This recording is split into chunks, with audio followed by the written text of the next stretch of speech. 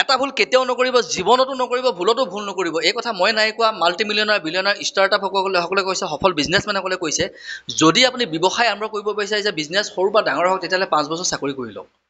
কিয়নো চাকৰিৰ পৰা আপোনাৰ মাইণ্ডছেটটো বহুত ষ্ট্ৰং হ'ব, আপোনাৰ ফাণ্ডামেণ্টেল প্ৰিন্সিপলবিলাক শিকিব। তাৰপিছত যদি আপুনি বিজনেছ আৰম্ভ কৰে, গ্ৰ' কৰাত বহুত সুবিধা হয়, ইমান লাৰ্ণিং হৈ যায়। কিয়নো আপোনাৰ যথেষ্ট ছাফিচিয়েণ্ট মাত্ৰাত আপোনাৰ নলেজ একুৱায়াৰ গেডাৰ হ'ব। মাই ডিয়াৰ ফ্ৰেণ্ড, মই Godfrey motivational speaker, business Koch. আজি গুজৰাট আমাৰ ভাৰতবৰ্ষৰ তুলনাত তাৰ পাৰ কেপিটেল ইনকাম, তাৰ GDP, তাৰ প্ৰডাক্ট আৰু ছাৰ্ভিচ নম্বৰ 1।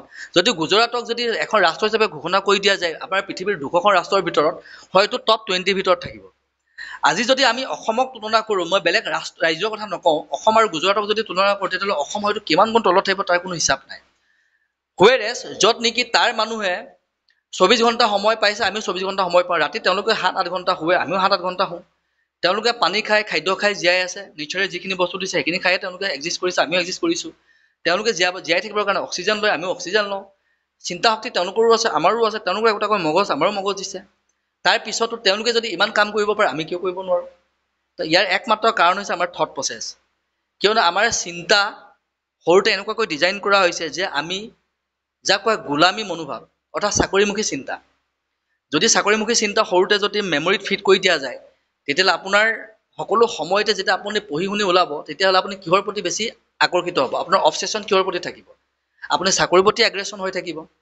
আপুনি বিজনেছ এটা কৰাৰ সেই সাহস কেতিয়াও পঢ়িব নোৱাৰে, কিয়নো আপোনাৰ বিজনেছৰ প্ৰতি তেনেকুৱা থট, তেনেকুৱা থিংকিঙে আপোনাক দিয়া হোৱা নাছিল।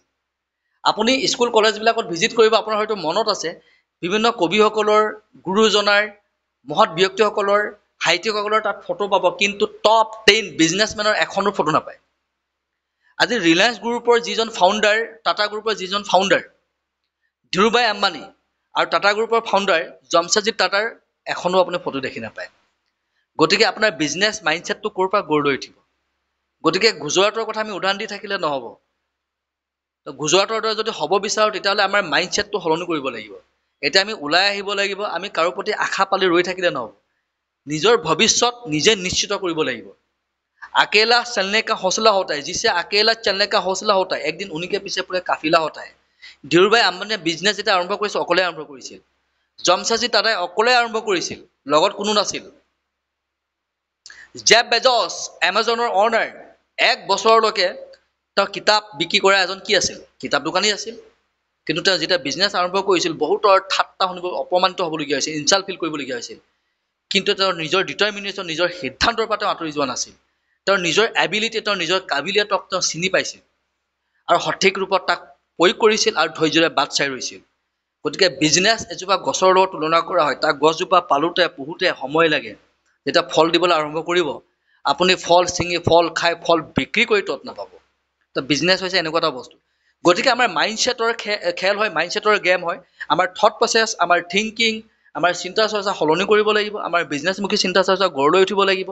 আমি বিজনেছ সৰুৰ পৰাই আৰম্ভ কৰিব লাগিব। আমাৰ ওচৰত ইমান মূলধন কেপিটেল নাই, আমাৰ ওচৰত যিমান টকা আছে, যিমান পইচা, আমি যি লোকেশ্যন, যি চিটুৱেশ্যন আছে, তাৰ পৰাই আমি আৰম্ভ কৰি দিব লাগিব। তেতিয়া চাব আমাৰ অসমখন চব ফালৰ পৰা গুজৰাটৰ দৰে ক্ৰমাৎ 10 বছৰ, 15 বছৰ, 20 বছৰত এটা সময়ত গুজৰাটৰ দৰে আমাৰ অসমেও ফেৰ মাৰিব পৰা অৱস্থাত আহিব। জাষ্ট আপুনি 1 মিনিটৰ কাৰণে বা 2 ছেকেণ্ডৰ কাৰণে ইমেজিন কৰক, গুজৰাট আৰু অসম বৰাবৰ হৈ আছে। Hope you like the video.